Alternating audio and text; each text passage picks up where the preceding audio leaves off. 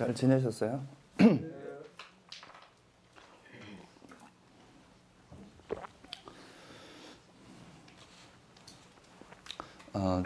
지난번에 이제 두 가지에 대해서 이제 설명을 했었는데요. 하나는 이제 우리가 나라고 생각하는 자기 존재라고 생각하는 것이 불교에서 바라보는 것은 뭐냐? 그게 이제 불교에서는 오온이다. 5가지 무더기의 결합이다. 이렇게 말씀을 드렸고, 또 세상이 이런 이제 존재가 생기면 그 존재에 의해서 이제 세상에 대한 알미 일어나는데, 세상이 이제 일어나는 것과 세상이 어떻게 해서 일어나고 또 어떻게 해서 세상이 사라지는가 하는 것에 대해서는 이제 그 12처를 가지고 설명을 했죠. 그죠? 아니비설신의가 있으면 거기서 이제 색생한 미촉법이라고 하는 그런 대상을 만나면서 시기, 그러니까 안식, 이식, 비식, 설식, 신식, 의식이라고 하는 그 6개의 식이 생기면 그게 이제 이 세상을 벌어지게도 하고, 또 그 식이 사라지면 세상은 사라지는 거잖아요. 그죠? 여러분, 마음이 작용 안 하면 이 세상이 일어나겠어요? 이제 마음이 또 일어남으로써 세상도 일어나고, 또 마음이 사라지면 세상도 사라진다. 이게 이제 부처님께서 이제 이 세상을 바라보는 눈입니다.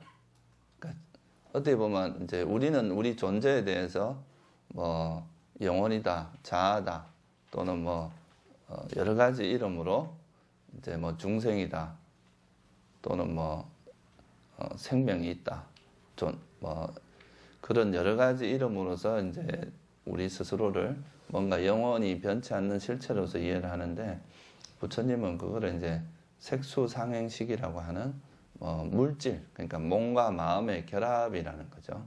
어떤 조건에 의해서 몸과 마음이 결합한 것이지 어떤 그런 실체가 있는 것은 아니고, 또 그런 이제 존재가 생기면 세상이 발생하는데, 그 세상을 발생하는 것도 존재가 있으면서 이제 아니비설신의라고 하는 것이 생기면 거기서 이제 색생한 미촉법이라고 하는 외부 대상과의 이런 만남을 통해서 이런 세상이 발생한다. 그러니까 한마디로 자기 존재는 그냥 5가지 무더기, 오온으로 말씀을 하셨고, 이 세상은 어디서 일어나는, 세상이 왜 일어나는가? 세상에 대해서는 12처로 설명을 하셨습니다. 그래서 이제 어떻게 보면 우리가 이제 살면서 많은 괴로움의 원인이 이제 집착으로부터 시작된다는 것은 대부분 이제 경험적으로 알고 있는데요.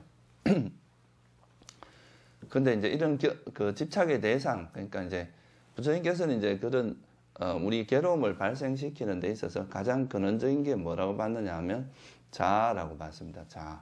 내라는 걸 내세우기 때문에 사람들이 거기로부터 나에 대한 집착, 이제 아까 말했던 그런 나라고 오온이 이제 본질은 그게 나라고 하는 게 없는데 뭔가 나라고 있다고 생각하는 그 집착에 의해서 이제 이 세상이 이제 그런 괴로움이 발생한다. 여러분도 느끼겠지만 이제 나라는 것이 만약에 개입되지 않는다면은 세상에서 이제 괴로움이 일어날 일이 별로 없겠죠. 그죠?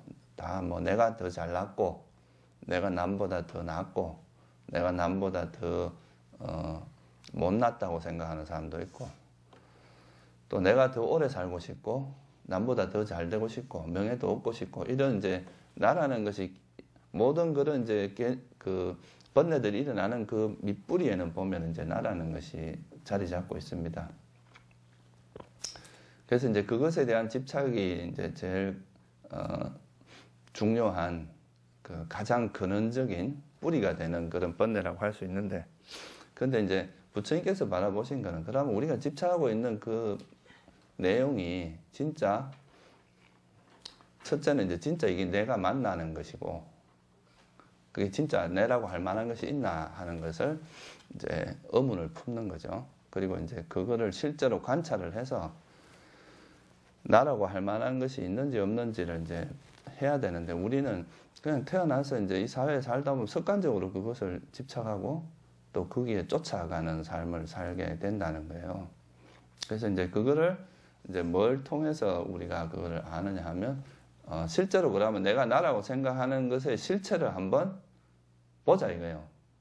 그러니까 이렇게 막연히 아무 생각 없이 그냥 그걸 나라고 받아들이지 말고 내가 도대체 나라고 하는 그 생각하는 그놈이 뭔지 한번 관찰을 해보고 이제 분석을 해보자. 도대체 이게 뭔지 한번 연구를 해보자. 그래서 이제 그렇게 하기 위해서 이제 그 제안한 방법이 바로 불교에서 말하는 사띠라는 이제 방법입니다. 그러니까 알아차림이죠. 그래서 오늘은 이제 그 사띠를 통해서 우리가 이제 어떻게 이 세상에 대한 이해 또는 나 자신에 대한 이해가 깊어지는지, 그리고 또 그렇게 깊어져 가는 것, 지혜가 깊어져 가는 거에 이제 제일 아마 여러분 위파사나 수행을 하신 분들은 대부분 뭐 생멸의 지혜니 이런 말을 많이 들어봤을 겁니다. 일어나고 사라짐, 일어나고 사라짐이라고 하는 그런 이제 일어나고 사라짐이라고 하는 것의 의미가 뭔지를 좀 자세히 한번 살펴보려고 해요. 사실 이 위파사나 수행은 이제 한마디로 말하면은 지혜를 개발하는 수행입니다. 그러니까 아까 말했던 오온이라든가 우리가 이건 좀 전문 용어긴 한데요. 자기 자신이라든가 자기 존재라든가 이 세상이라는 것의 실제 모습이 뭔가, 우리가 그냥 이렇게 원하는 모습이 아니고 또 상상하는 모습도 아니고 실제로 내가 나라는 존재와 이 세상이라는 것이 어떤 모습인가를 정말 객관적으로 우리가 마치 이제 물리를 이제 과학을 공부하는 사람들이 실험실에 놓고 이렇게 딱 관찰하듯이 한번 해보자. 그게 이제 그걸 통해서 이 나라는 존재와 세상에 대한 이해가 깊어지는 것이 이제 위파사나 수행의 핵심입니다. 그러니까 위파사나 수행은 지혜를 개발하기 위한 어떤 방식이다 이거예요.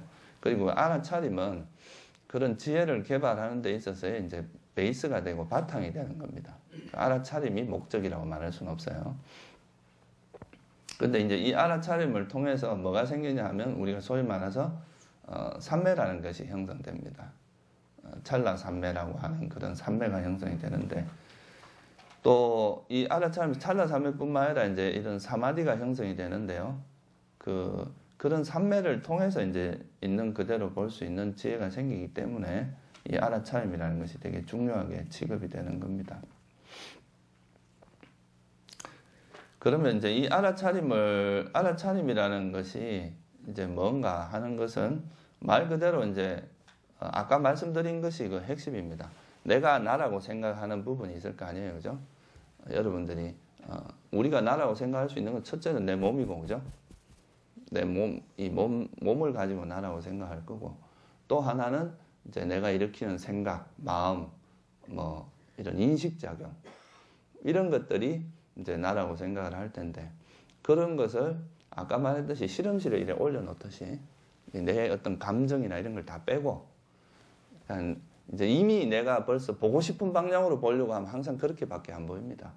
그래서 이런 걸 다 제거하고 없는 상태에서 마치 실험을 하듯이 또는 이제 멀리 한 걸음 물러서서 그것을 보도록 하는 것이 이제 알아차림의 기본입니다. 그리고 또 이제 이 알아차림을 할 때 뭐 다 여러 번 말씀을 드렸지만 우리가 이제 과거나 미래보다는 지금 현재 가장 중요한 게 뭐겠어요? 지금 여러분들이 살아가는 이 순간의 삶입니다. 이제 과거에 뭐 있었던 일도 물론 이제 나중에는 할 수도 있어요. 그렇지만 일단 기본이 되는 것은 이제 현재 이 순간에 일어나는 거고, 또 그 현재 이 순간에 일어나는 것에 대해서 자꾸 분석을 하고 판단을 하고 이것은 뭐다 자꾸 재고 이렇게 하면은 또 자기가 가져오던 어떤 습관적인 어떤 자기의 자기가 세상을 바라보는 방식, 편견, 이런 것들이 개입이 됩니다. 그래서 일단 그런 것을 이제 제거하기 위해서 그냥 그 현상을 일어나는 그대로만 관찰을 하고 거기에 대한 생각을 멈추는 작업을 좀 해야 됩니다. 그러니까 이렇게 함으로써 우리가 뭘 할 수 있느냐 하면 그게 소위 말하는 찰나삼매의 형태가 됩니다. 우리가 예를 들어서 이게 종이라는 게 있는데 이 종을 그냥 종으로만 종이 있는 그대로만 보면 이거는 이제 다른 생각이 개입되질 않거든요. 그런데 이 종은 무슨 색깔이고 저거는 또 뭐 어떻게 생겼고 이렇게 자꾸 이제 생각이 벌어지기 시작하면 마음이 이제 번잡해지기 시작하잖아요. 이런 거는 이제 우리가 고요함이 있을 수가 없습니다. 근데 그냥 현재 일어나는 것을 그냥 있는 그대로 이렇게 관찰만 하다 보면 이거는 이제 그 현상 자체에 대해서 생각이 벌어지는 게 아니라 일어나는 그대로 보고만 있는 거죠. 뭐 소위 말해서 이거를 뭐 주시라 그러기도 하고 지켜보기다 그러기도 하고 그렇습니다. 그냥 그대로 보고만 있는 거예요. 자기 감정이나 판단 이런 건 빼고. 그렇게 해야 이제 처음에는 그 과정이 가장 중요합니다. 처음부터 이거에 대해서 뭔가 자꾸 분석하고 생각하고 이렇게 하는 것은 아까 말씀드렸듯이 처음부터 자기 생각의 틀을 벗어날 수가 없어요. 그러니까 처음에는 그냥 일어나는 그대로 지켜만 보는 그 방식으로 수행을 해야 되는데 그 지켜본다는 게 아까 말했듯이 지금 이 순간에 일어나는 걸 지켜봐야 돼요. 과거에 일어났던 거 미리 아직 일어나지도 않은 게 아니라 지금 이 순간에 지금 나한테 무슨 일이 발생하고 있는지를 지켜본다 이거예요.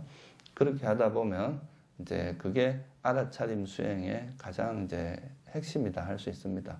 마치 그 뭐냐 하면 여러분들이 거울 앞에서 막 이렇게 뭐 여러 가지 동작을 하는데 그게 거울에 그대로 비치잖아요. 그죠? 거울이 뭐 손을 이렇게 들었다고 해서 저 손은 보기 싫다고 막 이렇게 거울이 뭐라고 분석하고 이러지 않습니다. 그리고 또 뭐 저 왜 남자가 와서 저러냐 여자가 와야지 이렇게 하지도 않습니다. 그냥 거기서 일어나는 동작 그대로만 비춰주잖아요. 그죠? 그런 방식으로 여러분들 이제 마치 내가 거울이 된다는 생각으로 그냥 자기한테 일어나는 현상들을 있는 그대로 그냥 이렇게 보기만 하는 거죠. 그거를 거기에 대한 분석이나 또 그거에 대해서 이것저것 생각하는 거 없이 그렇게 되면은 그거는 이제 소위 말해서 알아차림이 잘 되고 있다 이렇게 이제 말할 수 있는 거죠. 거기에 대해서 생각이 들어가기 시작하면 벌써 이게 막 다른 엉뚱한 방향으로 흘러갑니다. 현재가 아니라 이제 다른 쪽으로 흘러가게 되죠. 과거나 미래를 자꾸 생각하게 되고 그렇게 해서 이제 이 알아차림을 지속하는데 그게 하다 보면 까고 이제 이 알아차림을 그 현재에 있는 한은 딱 그것만 보고 다른 것에 대한 생각이 움직이지 않으니까 이 자체가 하나의 삼매 형태입니다. 대상은 변하고 있지만 그러니까 예를 들어서 여기 지금 의자가 있는데 여기에 이제 의자가 이게 의자라고 칩시다. 그럼 여기에 어떤 사람이 앉았다 가고 또 앉았다 가고 앉았다 가고 계속 이렇게 간다고 쳐봐요. 그러면 내가 여기에서 이렇게 본다면 여기 있는 대상은 바뀌지만 내가 여기 있는 대상만 보는 요 대상의 알아차림을 두고 있는 이 마음은 별로 변함이 없잖아요. 그죠? 그러니까 무슨 변함이 없다기보다 이제 생각이 발생하는 게 아니라 그냥 이것만 보고 있잖아요. 그러니까 이거는 순간순간의 삼매다 이거예요. 그 하나하나의 대상은 바뀌고 있지만 그 대상이 일어날 때마다 삼매에 들어간다 이거죠. 그죠? 그런 상태가 찰나 삼매라 그럽니다.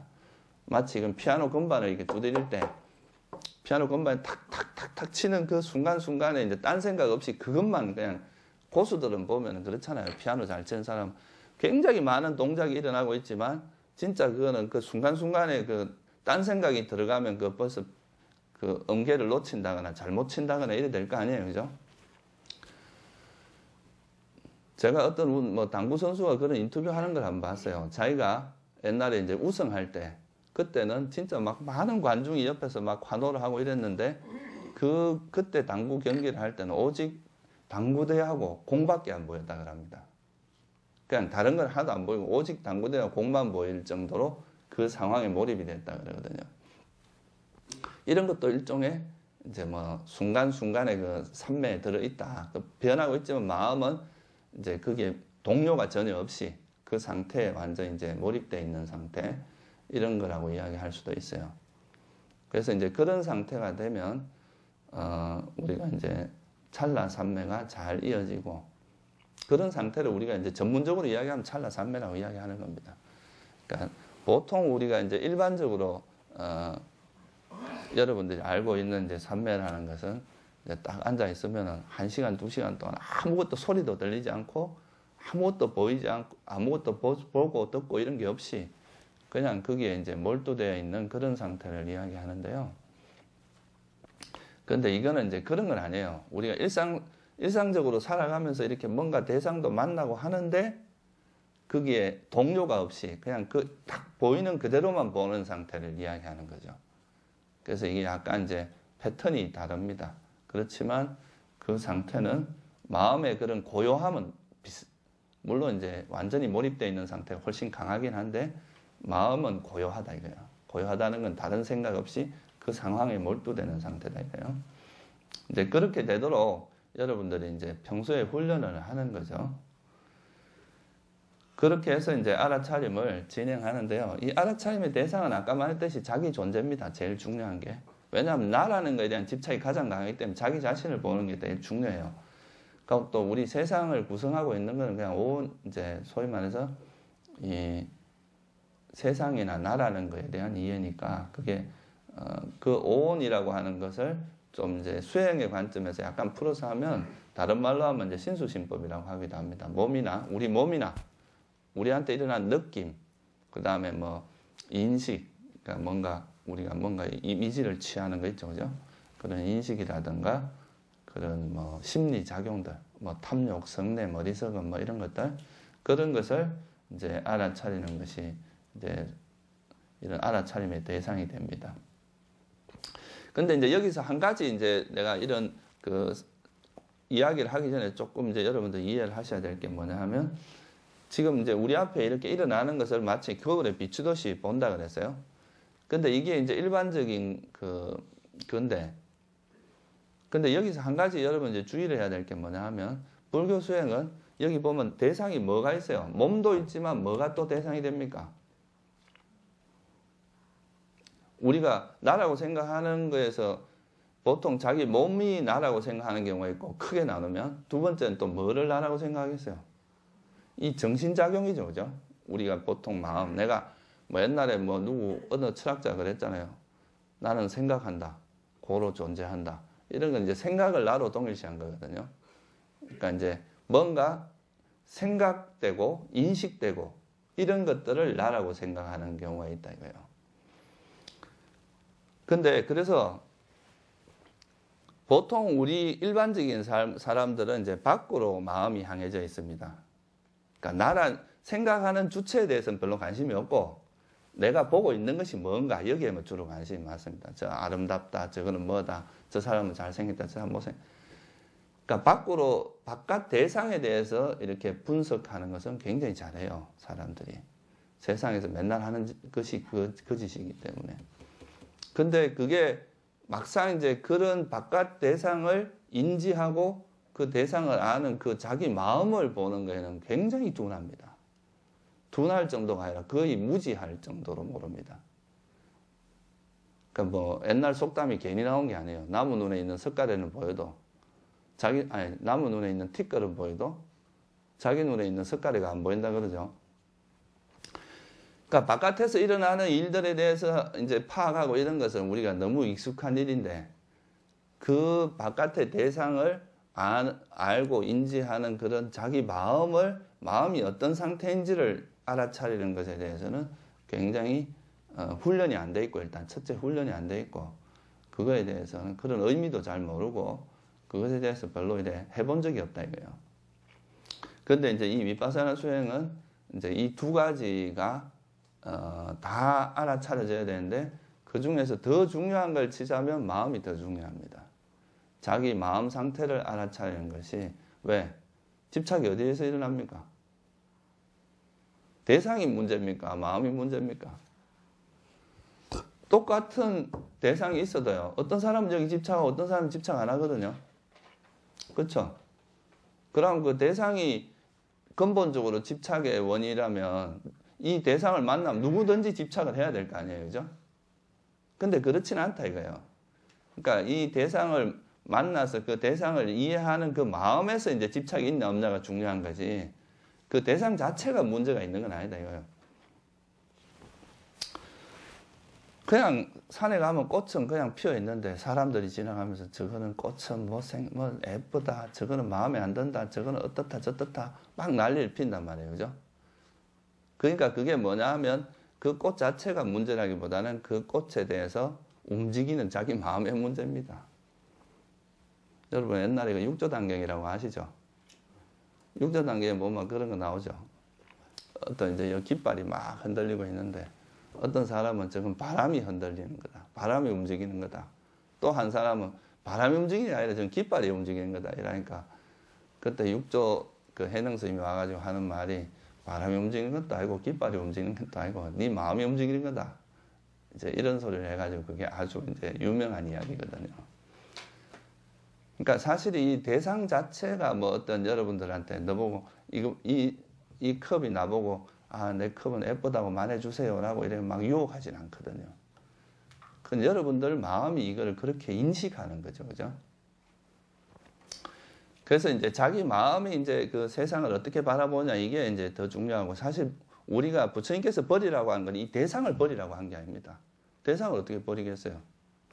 이 세상을 그럼 다 죽여야 되죠, 그죠? 자기 보기 싫은 사람 다 없애야 돼. 그런 거는 불가능한 일입니다.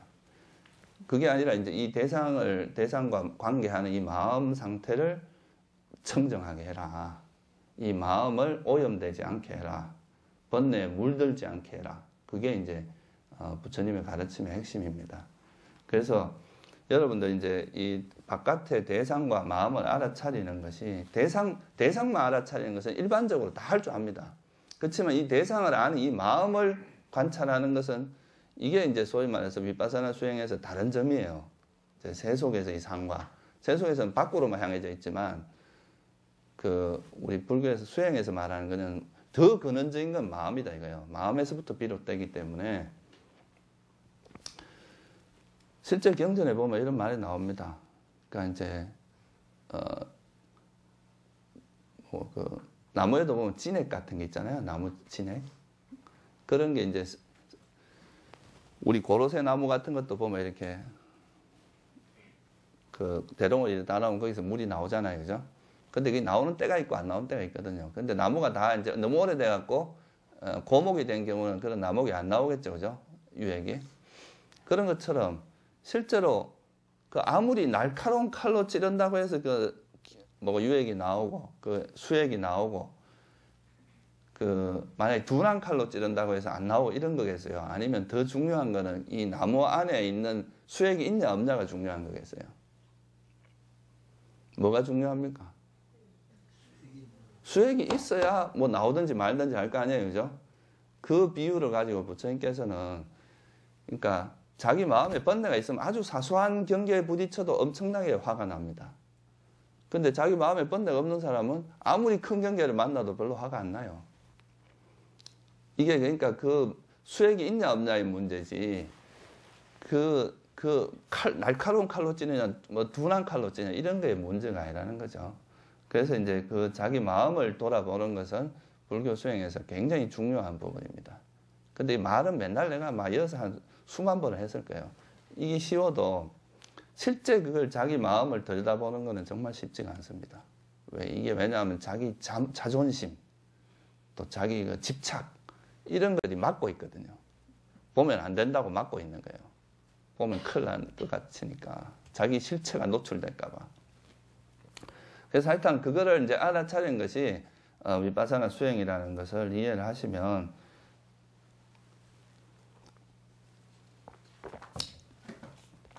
그래서 이제 뭐 예를 들면 여러분들이 뭐 걸어갈 때 우리가 제일 대표적인 게 뭐 걸어갈 때 이래 발이 이래 움직이는 거 있잖아요. 그죠?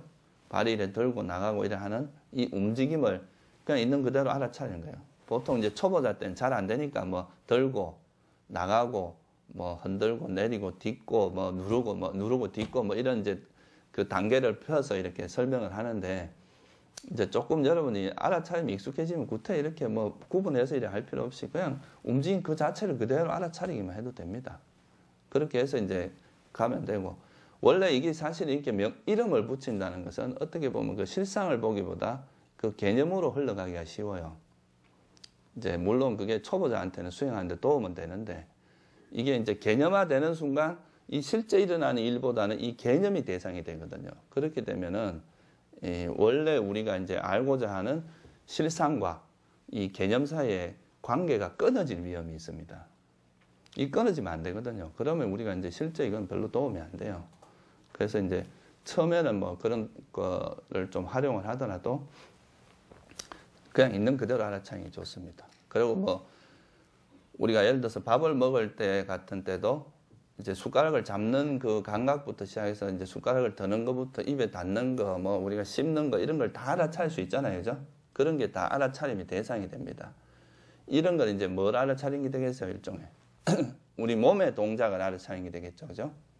근데 그 동작을 알아차릴 때, 예를 들어 먹을 때 음식이 들어왔는데 딱 매는 순간 뭐 시다, 되게 쉬어요. 그러면 그럴 때 우리가 신맛도 알지만 그거에 대해서 또 싫어하는, 우리 그거에 대해 음식의 맛에 대해 싫어하는 마음이 일어날 수 있잖아요. 이런 게 이제 이 그 맛이라고 하는 건 대상인데 이 맛을 아는 마음은 뭐라고 반응을 한 거예요? 이걸 쉬고 싫어하는 걸로 반응을 한 거죠. 그러면 이 싫어하는 마음을 알아차리는 거, 이게 되게 이제 이런 것이 이제 되게 중요하다 이거예요. 마음에 있어서. 그게 마음에 대한 알아차림이거든요. 그래서 이제 이게 만약에 이런 이제 번뇌로 가게 되면 얼른 알아차리고 이 번뇌가 지속되지 않도록 빨리 이제 이 번뇌를 놓아버려야 된다 이거예요. 놓는다는 건 이제 다시 현재로 돌아오거나 이것이 이제 위험하다는 걸 인지하고 그걸 놓는 거죠. 그렇게 하는 과정에서 이제 우리 일상적인 삶 속에서 삶에서 이제 일어나는 일들을 먼저 현재 일어나고 있는 일들을 관심을 가지면서 그 현재를 아는 그 마음이 또 어떤 방향으로 이제 작용되고 있는지에 대해서 아는 거. 이게 이제 일반적인 알아차림 수행입니다. 그 대상을 아는 거에서 끝나면 안 된다 이 말이에요. 대상을 아는 거에서 끝나는 게 아니라 이 대상을 통해서 내 마음이 어떻게 반응하는지 그거를 이제 알아차려야 여러분들이 이제 자기 마음을 정화하는 게 가능해집니다. 요즘은 보면 너무 이제 세상이 좀 수준이 낮아져 가지고 막 그냥 자기가 조금 잘났다 생각하면 남을 막 무시하고 남에게 함부로 행동하고 이런 게 되게 많은데 그런 거는 자기 수준이 그만큼 낮다는 걸 상대적으로 표현하는 겁니다. 그런 게 결코 이제 인격자들의 삶은 아니잖아요, 그죠? 얼마나 천박한 삶입니다. 그런 건 아주 저열한 인격을 갖춘 사람들이 하는 짓이지. 그러니까 그거는 자기가 자기를 돌아보면 그 자기를 돌아보는 이런 삶을 살면은 그런 것이 얼마나 참 한심한 짓이라는 걸 알 텐데 맨날 이제 밖을 하면 자기 자만심이 자꾸 이렇게 커져 나가고 자기의 그런 어떤 어리석음이 커져 나가는 걸 보지 못하기 때문에 그런 모습이 되는 거. 그런 사람들은 보통 이제 자기가 어떤 모습이라는 걸 잘 모릅니다. 어리석음의 본질은 자기가 모르는 데 있어요. 자기가 알만 그 어리석음이 아니에요. 그 어리석음이 이렇게 쌓이다 보면 나중에 옆에서 뭘 이야기를 해도 왜 그렇게 하는지 모르는 거예요. 그래서 항상 우리는 자기를 돌아보면서 내가 너무 이렇게 자만에 빠지진 않는가, 또 너무 화가 많아지진 않는가, 또 내가 너무 이렇게 집착을 하진 않는가, 그런 것들에 대해서 끊임없이 자기를 돌아보면서 그런 마음이 우리 마음에 자리 잡지 않도록 해야 됩니다. 자리 잡기 전에 얼른 그걸 이제 조치를 해서 그것을 빨리 정리를 해야 그게 이제 그렇게 되지 않겠죠, 그죠? 그래서 이제 그 수행하는 거에 대해서 제가 뭐 자세하게 다 설명은 드리지 않겠습니다. 그래서 일반적으로 행동을 할 때라든가, 뭐 밥을 먹을 때, 제일 대표적인 게 그런 거죠. 밥 먹을 때라든가, 또 뭐 걸어 다닐 때, 그 다음에 일을 할 때. 그리고 이제 뭐 예를 들어서 또 여러분들이 이제 보통 이런 이제 수행을 할 때 보면, 다른 사람이 이제 수행을 하고 있을 때 자기가 움직일 때도 발걸음을 이렇게 잘 알아차리며 움직이면 다른 사람에게 피해를 최소화하고 하는데 그런 것에 대한 주의력이 없으면 발을 막 그냥 방을 쿵쿵쿵쿵 하고 다닌다거나 문을 꽝 닫는다거나 이렇게 하면은 그 다른 사람에게 피해를 주잖아요, 그죠? 그럴 때도 이제 문을 잡는 것부터 일 알아차리면서 문을 닫을 때도 살살 이렇게 피해가 없이 닫으면 이런 것 자체가 하나의 알아차림의 연장이거든요. 그렇게 이제 자기 행동 하나하나가 되게 섬세해집니다. 그렇게 되면 이렇게 거친 행동들이 점점 줄어들고 내가 이 하는 행동이나 마음을 쓰는 것이 결국은 이제 우리 마음을 어떻게 쓰느냐의 문제거든요. 어떤 마음을 이제 일으키느냐 그 문제이기 때문에 그래서 계속 이제 자기를 돌아보고 알아차림을 해야 여러분 마음이 정화가 됩니다. 이런 과정이 없으면 절에 뭐 수십 년 다해도 맨날 막 똑같아요. 더 고집스러워지고 남도 뭐 남을 배려 못하고 상만 높아지고 이런 경우가 많거든요. 그래서 끊임없이 자기를 돌아보는 그런 과정이 들어가야 됩니다. 그래서 이제 이렇게 위파사나 수행을 하다 보면 결국 이제 뭐가 바뀌느냐 하면 자기 자신에 대한 이해가 일단 이루어지겠죠. 그죠? 이제 자기 자신이 도대체 어떤 모습인가. 지금까지는 내가 생각하던 그냥 내 스스로 나는 이런 사람이야 라고 생각하는 거하고 자기 실상은 다를 수 있습니다. 아마도 90%는 다를 거예요. 대부분은 자기가 이제 자기 모습은 사람들은 대부분 그렇더라고요. 좋은 것만 이렇게 기억하고 나쁜 거는 싹 빼고 남이 자기한테 좋은 이야기 한 것만 싹 기억해서 그걸 자기 모습으로 생각하는 거예요. 또 수행할 때도 보면 수행 안 될 때 이야기는 절대 안 하고 제일 잘 될 때 그 이야기만 딱 하고 그걸 자기 자신의 모습인 것처럼 이렇게 생각하는 거.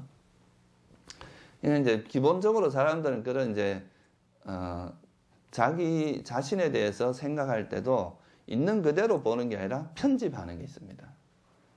이렇게 자기 나름대로 자기 욕구에 맞게 돼 자기 모습을 편집을 하죠. 그렇기 때문에 이제 자기를 제대로 보기가 어려워요. 근데 이제 이런 수행을 통해서 자기 모습을 보게 되면 이게 소위 말해서 이제 첫 번째 지혜의 단계입니다. 이런 알아차림을 통해서 우리가 어떤 게 생기냐 하면 첫째는 자기 자신에 대한 이해가 생깁니다. 내 모습에 대한 이해죠. 그러니까 내가 나라고 생각하는 실제 모습이 뭔가를 알게 되는 거예요. 그러니까 내가 도대체 나는 내 딴에는 좀 착하고 덕이 있는 사람이라고 생각해보니까 알고 보니까 짜증이 엄청나게 많다거나 또 나는 내 딴엔 똑똑하다 생각했는데 어떤 상황에 부딪혀서 행동하는 거 보니까 굉장히 어리석다. 이런 걸 볼 수도 있고 또 집착이 상당히 많은 것이라고도 할 수 있어요. 또 그리고 뭐가 있느냐 하면요. 우리가 탐욕, 성냄 이렇게 이야기하잖아요. 그죠? 근데 이 탐욕이라는 것은 우리가 이제 수학에서도 보면 이것도 하나고 이것도 하나고 이것도 하나고 이것도 하나잖아요. 그죠? 우리가 숫자로 이렇게 이 추상화를 하면 그럼 이것도 하나고 이것도 하나고 이것도 다 하네요. 그렇지만 실제 내용은 상당히 다릅니다. 그렇죠? 그러니까 그건 뭘 의미하냐면 우리가 불교에서 탐욕이라는 법을 이야기하는데 사람마다 그 탐욕의 구조는 엄청나게 다릅니다.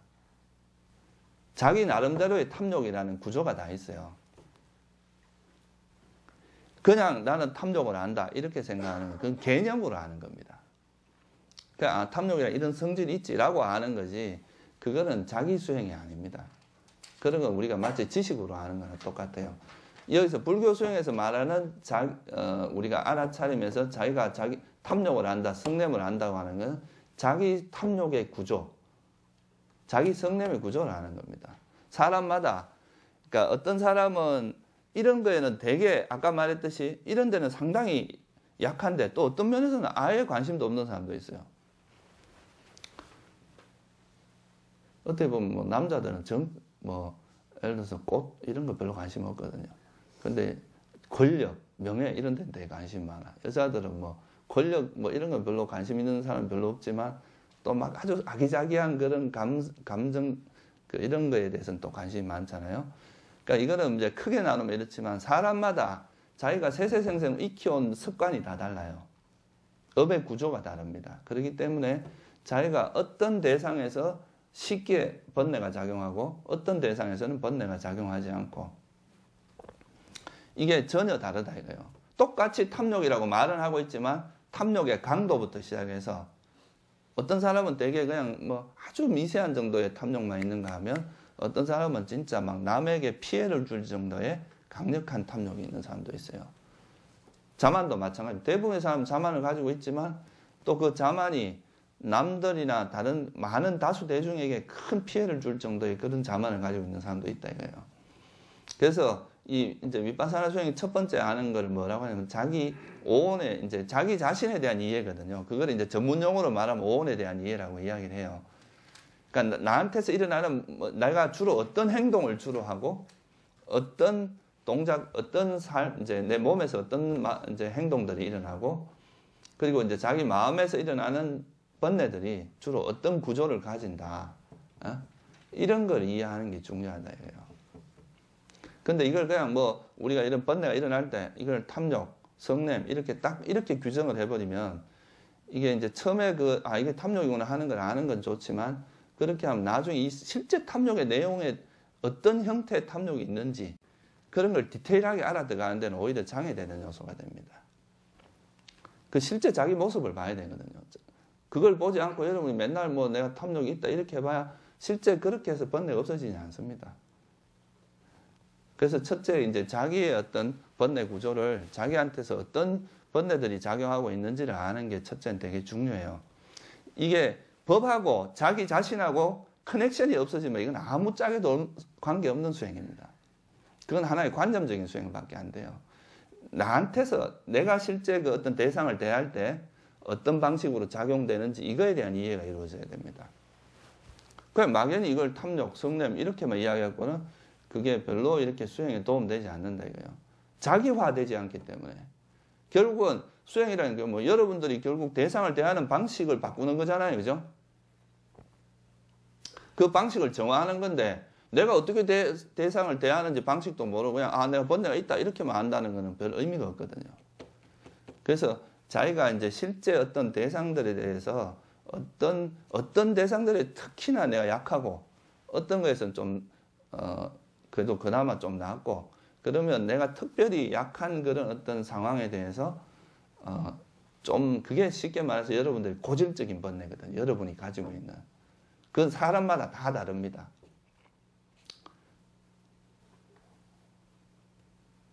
어떤 사람은 뭐 음악 같은데 전혀 관심이 없어도 어떤 사람은 음악 갖고 목숨 거는 사람도 있단 말이에요.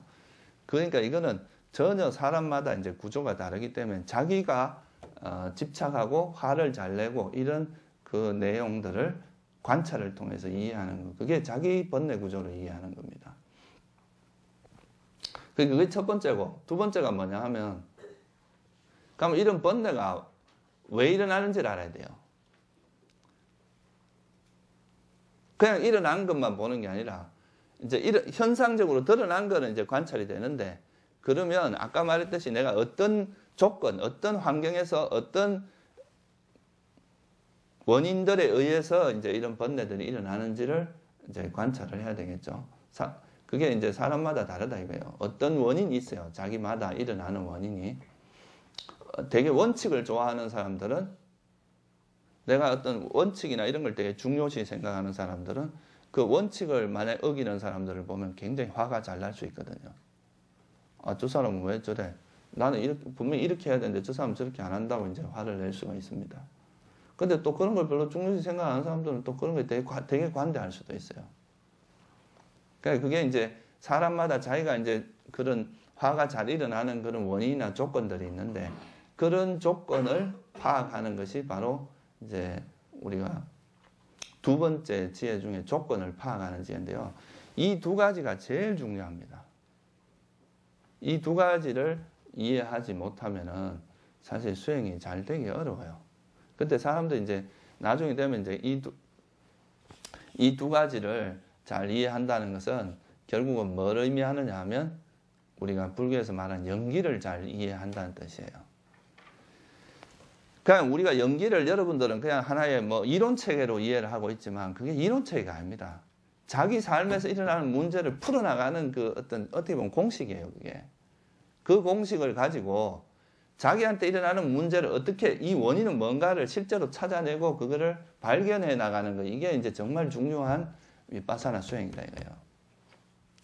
12연기가 그냥 괜히 나온 게 아닙니다. 여러분들 문제를 왜 생노사가 있고 그 원인, 그러니까 왜 또 이런 업이 일어나느냐, 업이나 일어나느냐, 그거는 가래가 있고, 이런 가래는 또 왜 일어나냐, 감각 접촉에 일어난다. 감각 접촉과 느낌이 있으므로 또 그런 게 일어난다. 이런 우리한테 일어나는 그런 번뇌 구조의 원인을 어떤 큰 틀에서 정확하게 이렇게 제시를 해 놓은 겁니다. 그러면 그거를 자기 문제에 이렇게 비추어서 내 문제에서는 이게 어떻게 적용되는지를 정확히 알아나가야 그 문제가 이제 우리한테 일어나는 그런 현상들이 왜 일어나는지 이해가 되고 그러면 이런 조건들이 바뀌면은 이런 번뇌는 버릴 수 있겠구나 하는 쪽으로 이제 지혜가 깊어지는 거죠. 그게 아니라 그냥 뭐 자기 그 문제를 자기 문제하고 전혀 관계없이 그냥 이 객관적인 어떤 개념이나 이런 이제 부처님 가르침에 그 개념적으로만 접근을 하게 되면 이건 절대 해결이 안 됩니다. 맨날 나는 뭐 알아차린 것 같은데 번뇌는 안 없어진다. 이렇게 이제 이야기하는 경우가 그런 거하고 관계가 있어요. 이게 자기 문제 속에서 이렇게 발견되지 않아서 그런 겁니다. 그러고 이제 부처님께서 이 불교의 이제 가장 그 대표적인 그 가르침의 핵심이 연기인데, 이 연기는 결국 뭐냐면 원인이라는 겁니다. 원인, 조건. 그러니까 불교는 어떤 결과보다는 그것이 일어나는 배경, 원인, 조건, 이걸 훨씬 중요하게 생각합니다. 왜냐하면 조건이 결합되었기 때문에 결과는 저절로 일어나는 거지. 그러니까 조건을 바꾸면 결과가 바뀐다 이 말이에요. 우리가 결과를 바꾼다. 근데 결과에만 이렇게 마음을 두게 되면 그거는 그냥 막연히 집착이나 이런 걸 하지 문제 해결이 안 된다 이거예요. 그죠? 그래서 이제 이 원인을 이해하는 것이 굉장히 중요한데, 그래서 첫 번째 여러분이 첫 수행, 우리가 이제 위파사나 수행에서 청정도론 이런 데 보면 이제 지혜를 11단계로 나눠놨습니다. 되게 디테일하게 나눠놨죠. 그죠? 첫째가 이제 오온에 대한 이해. 그건 이제 여러분 몸과 마음에, 아까 말했듯이 나한테 일어나는 그거에 대한 이해. 두 번째는 조건입니다. 이것이 왜 일어나는지 조건에 대한 이해가 있고, 세 번째가 뭐냐 하면 이제 조건에서 일어나기 때문에 이런 세곤이나 색수 상행식이나 뭐 물질이나 느낌이나 인식이나 이런 게 무상하다. 이건 실체가 없다. 무상고 무하다. 이렇게 바라보는 지혜고요. 거기서 한 점 더 나면 각 어떤 현상 하나하나가 다 생멸한다는 거, 일어나고 사라진다는 거. 그러니까 그거를 이제 알아차리는 쪽으로 갑니다. 그리고 일어나고 사라짐을 알면 그 다음에는 어디로 가냐면 이제 사라짐만 바라보게 됩니다. 처음에는 이제 일어났다가 사라지고 일어났다가 사라지는 걸 보는데, 나중에는 이제 이 사라짐만 관찰을 하게 돼요. 이걸 우리가 방가냐냐라 그래요. 방가라는 게 무너진다, 사라진다 이 말이거든요. 그래서 부처님은 항상 이제 보면 경전에 많은 곳에서 소멸하기 마련인 법, 이거를 아는 것이 이제 되게 중요하게 이야기하거든요. 그래서 이제 그게 되면 그 다음에는 이런 현상들에 대해서 공포가 일어납니다. 아, 모든 게 사라질 수밖에 없구나. 그러면 이제 위험하다는 지혜도 일어나요. 그러면 이제 그 다음에 이게 뭐냐면 염오, 이걸 싫어하는 게 아니라 멀리하게 됩니다. 아, 이건 내가 가까이 할 만한 것이 못 되는구나. 집착할 만한 것이 못 되는구나 하고 멀리하게 됩니다.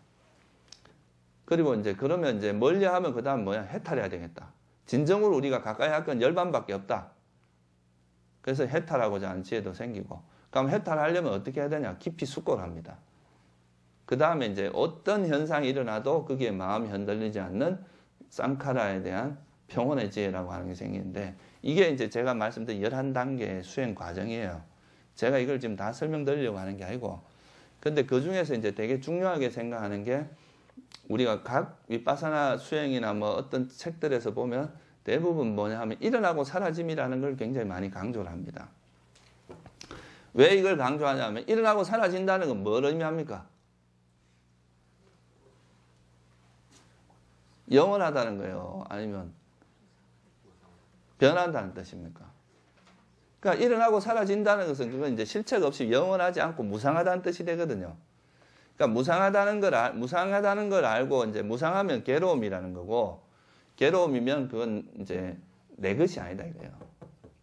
이 계속 이렇게 변하고 사라지는 것을 어떻게 내 것이라 할 거냐 이거죠. 내 것이라면 계속 나한테 있어야 되는데 이건 없어진다 이거예요. 돈도 여러분 진짜 돈이면 돈이 계속 여러분한테 있어야 되는데 이게 자꾸 사라지잖아요. 그죠?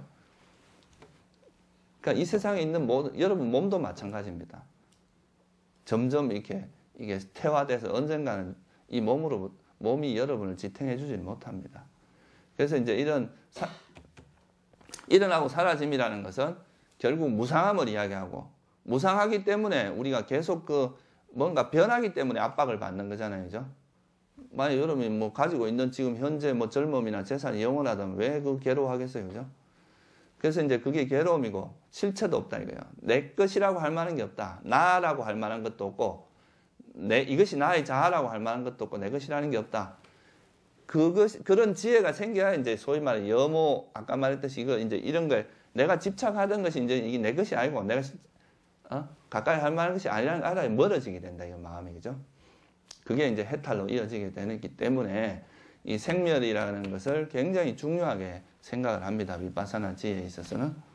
근데 제가 이제 오늘 말씀드리고자 하는 것은 이런 생멸의 지혜가 사람들이 너무 이제 단순하게 생각하더라는 거예요. 그러니까 이제 예를 들어서 뭐 이렇게 비파사나 수행을 하다 보면 우리가 이제 뭐가 일어나고 사라지고 하는 그런 이제 느낌이 들어요. 계속 변한다는 거. 그러면 그것이 이게 정말 일어나고 사라지는구나. 그러면서 그것을 생멸의 지혜를 이해했다고 생각하는 경우가 많습니다. 그냥 그하고 또 이제 수행을 하다가 내가 이제 뭐 예를 들면 뭐 배를 관찰하다가 배가 이렇게 막 되게 그 끊어져서 보이는 것 같고 이러면은 그 변화가 느껴지고 그게 이제 생멸의 지혜를 되는 것 됐다. 이제 생멸의 지혜를 이해했다. 이렇게 생각하는 경우도 있어요. 그래서 뭐 그러고 막 심찰나가 막 변하는 거 이런 걸 봐야 그게 생멸의 지혜다. 이렇게 이제 보통 이제 비파사나 센터에서 그렇게 이제 가르치는 것도 많고요. 또 그런 것이 많은 사람들한테 그게 이제 진짜 생멸의 지혜라고 생각하는 경우도 많이 있는데, 근데 그게 저는 나쁘다는 뜻은 아닙니다. 그게 뭐 그런 것을 보는 것 자체가 문제라는 건 아닌데, 아까도 말했지만 중요한 거는 여러분들 예를 들어서 막 지금 내가 이것도 번뇌 일어나고 사라지는 것 뿐이야 라고 한다고 해서 여러분 번뇌가 없어지던가요? 그거는 일종의 관념입니다. 너무 그 법에 대한 이해가 없이 그냥 그 어떤 현상이 일어나고 현재 일어나는 이 현상이 일어나고 사라짐만 보는 것만 갖고 그거를 내가 번뇌가 없어진다고 생각하는 거는 마치 이 세상은 다 공이야 라고 이야기하면서 마치 그 번뇌가 없어진다고 생각하는 거나 비슷합니다. 왜냐하면 그건 그냥 관념적입니다. 실제 자기가 그런 어떤 일어나고 사라짐에 대한 정확한 이해가 있는 게 아니거든요. 이해가 따라줘야 된다, 이거 지혜가. 여기서 말한 이해는 아까 처음에 이야기했듯이 우리가 이제 일어나고 사라짐도 두 가지가 있어요. 조건에 일어나고 사라짐이 있고 또 하나는 뭐냐 하면 순간에 일어나고 사라짐이 있습니다.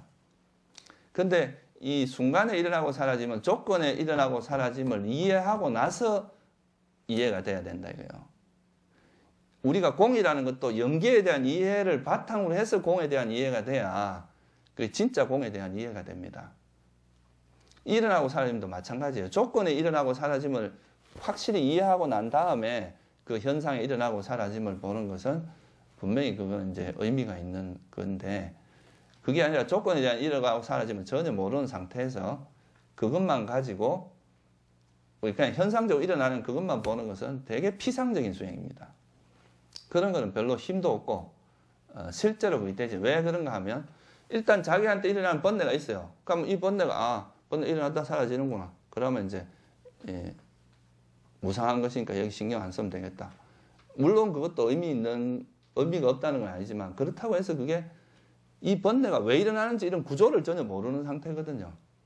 그냥 일어나는 상태만 본 거지 이게 어떻게 해서 발생하고 어떻게 해서 이게 이렇게 자라고 있는지에 대한 이해가 없단 말이에요. 그건 정리가 안 돼 있다 이 말이에요. 그냥 무슨 일이 일어났는데 왜 일어난지도 몰라. 그냥 일어났어요. 그럼 그 일어난 걸 보고 이건 무상한 거니까 더 이상 신경 쓰지 말자. 이건 내 것이 아니다. 이런 것만 갖고는 충분하지 않다 이거예요. 그리고 여러분들이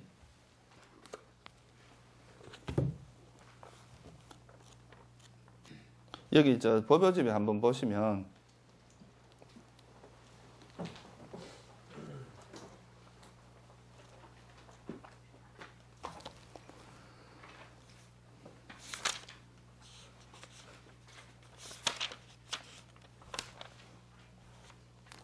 (223페이지) 한번 보시면 거기 12연기에 대해서 이야기할 때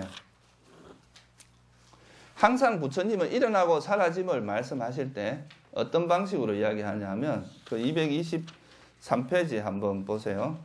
이것이 있을 때 저것이 있고 이것이 일어날 때 저것이 나오고 쭉 나오잖아요. 그죠? 그리고 나서 항상 나오는 게 뭐냐면 무명을 조건으로 의도적 행위가 있고 의도적 행위를 조건으로 아르마리가 이렇게 쭉 나와서 마지막에 뭐라고 나옵니까?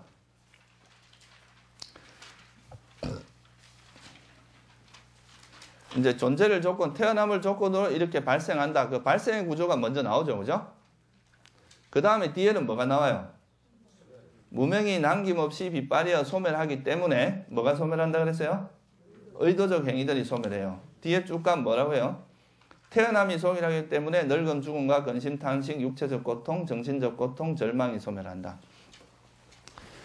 그러니까 여기서 제가 이거 뭐 이제 말씀드리는 건 뭐냐면 12연계에서도 보면 항상 부처님이 일어나고 사라짐을 이야기하실 때는 이 무명이 있기 때문에 행이 있고 무명 행식, 육처, 촉수, 치유, 생노사라고 하는 12연기의 이 구조를 통해서 일어남을 설명합니다. 그리고 이것이 무명이 사라지면 사라지는 거죠. 다시 말하면 이 조건이 있을 때 일어나고 조건이 없으면 사라진다는 이 구조를 항상 설명을 해요. 그러니까 이거를 여러분들 수행에 적용을 하면은 나한테 이런 번뇌가 일어났어요. 그러면 이 번뇌에 여기서 12연계는 뭡니까? 그냥 원인, 여러분이 보고 싶은 대로의 원인이 아닙니다. 이거는. 그죠? 이건 진리의 진실된 원인, 그리고 참된 원인이고, 이것은 누구도 거부할 수 없고 누구도 이렇게 논박할 수 없을 정도의 있는 그대로 본 걸 가지고 이야기하는 겁니다. 누구도 지혜로운 사람이 이걸 논박할 수가 없어요. 그러니까 그런 원인을 스스로가 찾아내야 돼요.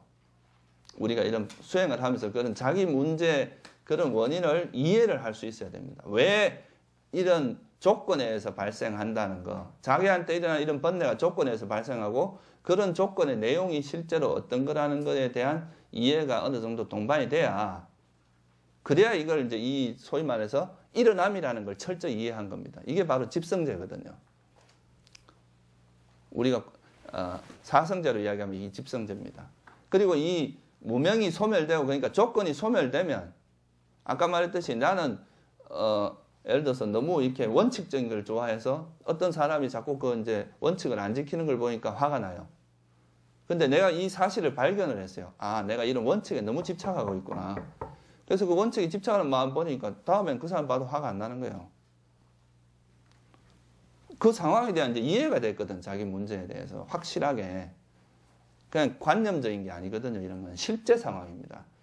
그렇게 되면은 이게 이제 자기에게서 일어나는 그 번뇌를 자기 문제화해서 그 문제에 진실된 제대로 된 원인을 찾아내면 그거에 의해서 이제 이 번뇌가 놓아지는 거란 말이에요. 이 구조가 이제 부처님 말씀하신 일어나고 사라진, 이거를 이해하면 그 다음에는 어떤 현상이 일어나고 사라지도 이 내용을 우리가 이해하고 있잖아요. 그죠? 그 다음에는 그냥 생멸을 봐도 구태 이렇게 하나하나 다 찾을 필요도 없어요. 벌써 이미 이 상황이 정확히 이해되고 있는 상황이니까.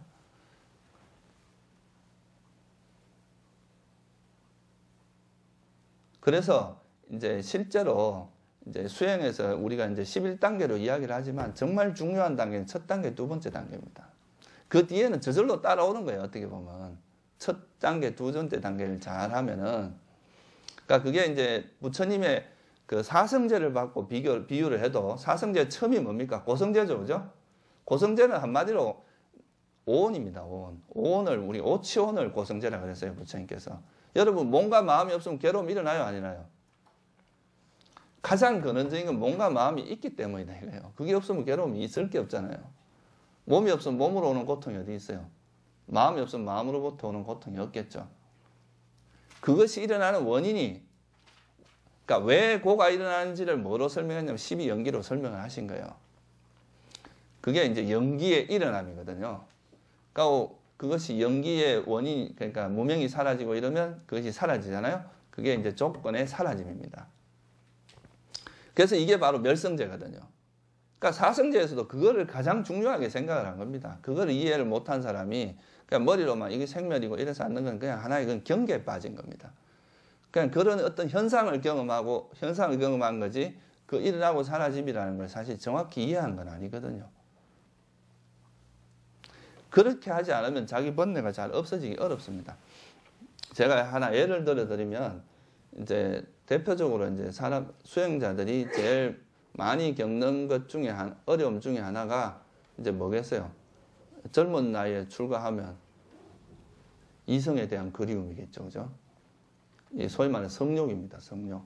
우리가 이제 그런 애욕 같은 게 젊은 수행자들한테 가장 큰 장애 중에 하나입니다.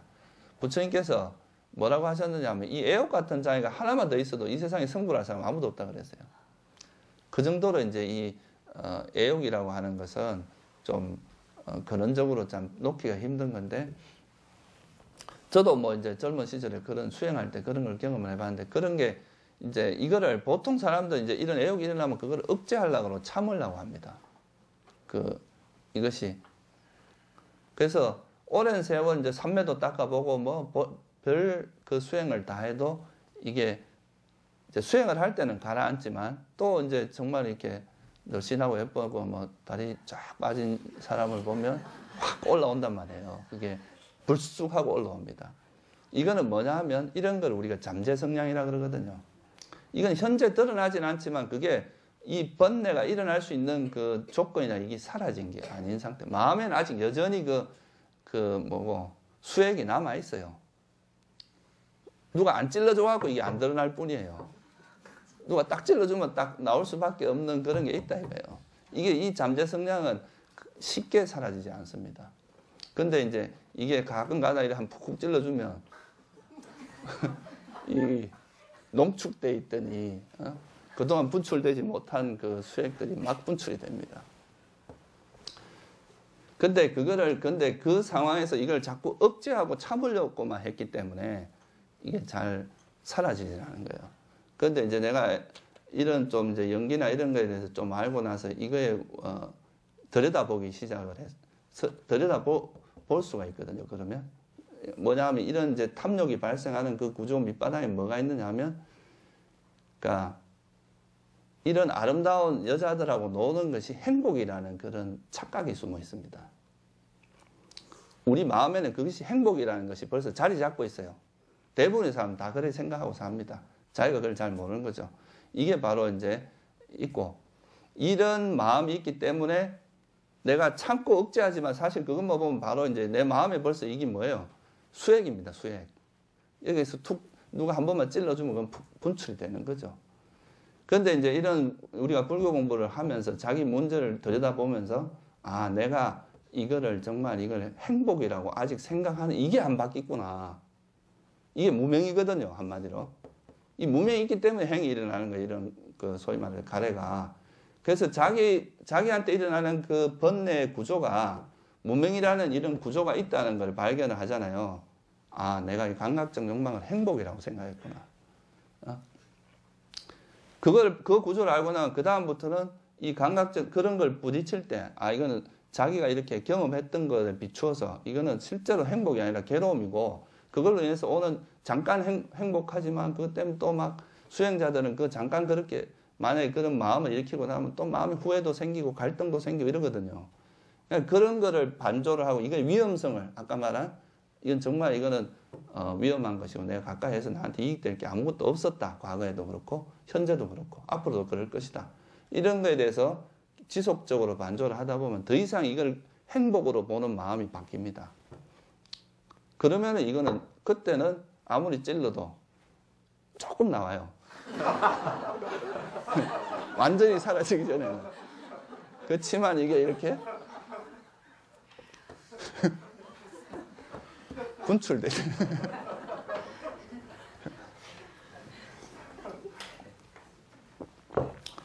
이건 이제 제가 농담으로 그런 이야기를 했는데, 이게 번뇌 구조입니다. 여러분, 이런 걸 실제로 자기가 그렇게 파악하지 않고 그냥 이건 번뇌는 무상한 것이야, 일어나고 사라지는 것이야, 그러면서 그걸 그냥 그러면 이제 이거는 뭐 더 이상 내가 여기에 휩쓸리지 않는다, 이렇게 생각하는 거는 그건 진짜 아무 힘이 없습니다.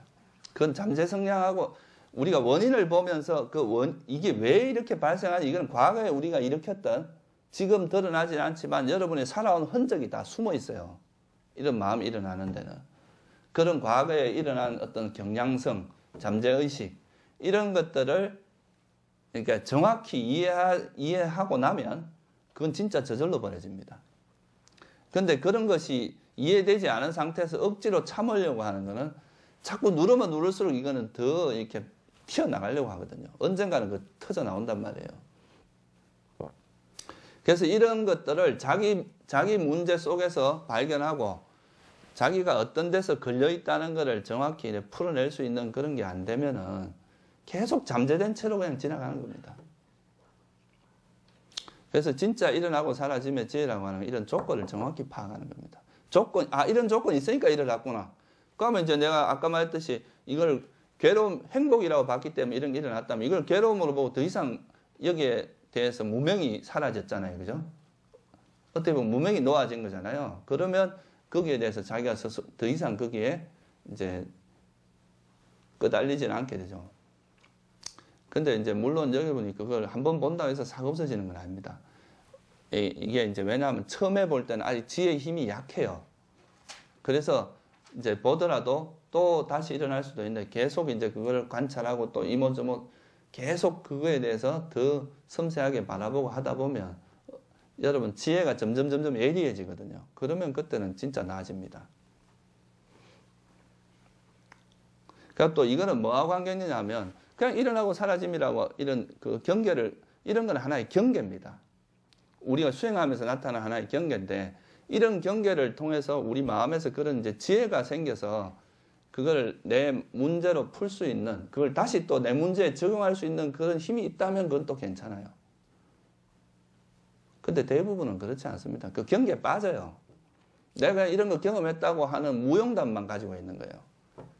내가 이때는 이랬어. 저렇게 수행할 때 이랬어. 저랬어 하면서 그게 결국은 자기 자만을 드러내거나 자기 집착을 드러내는 것밖에 안 됩니다. 그런 거는 별로 수행에 도움되는 것이 아니다 이거예요. 그래서 이 위파사나 수행에서 제일 중요한 거는 이 문제가 자기 문제화 돼야 돼요. 그냥 이 관념적으로 우리가 그냥 뭐 이건 탐욕이고 뭐 이렇게 이해하는 것보다 자기 번뇌 구조를 정확히 이렇게 바라보고 그걸 이해를 해야 그 번뇌로부터 벗어날 수 있습니다. 그래서 그 정견경이라는 경에 보면 거기에 보면 뭐가 나오느냐 하면 이 정견에 대해서 여러 가지로 설명하고 있지만 마지막에 뭐라고 나오냐면 번뇌를 알고 깨뚫어 알고 번뇌의 일어남을 깨뚫어 알고 번뇌의 소멸을 깨뚫어 알고 번뇌의 소멸에 이르는 길을 깨뚫어 하는 거 이게 바로 정견이다 이렇게 나옵니다. 그러니까 여러분에게 일어나는 그 번뇌와 이 번뇌가 어떻게 해서 일어나는지 일어남을 알고 그러면 그 소멸도 알 수 있겠죠, 그죠? 그리고 이거에 이제 일어나고 사라짐, 번뇌 일어난 번뇌의 소멸 이걸 보고 이걸 정확히 이해하는 과정이 바로 번뇌의 소멸에 이르는 길입니다. 그게 팔정도고.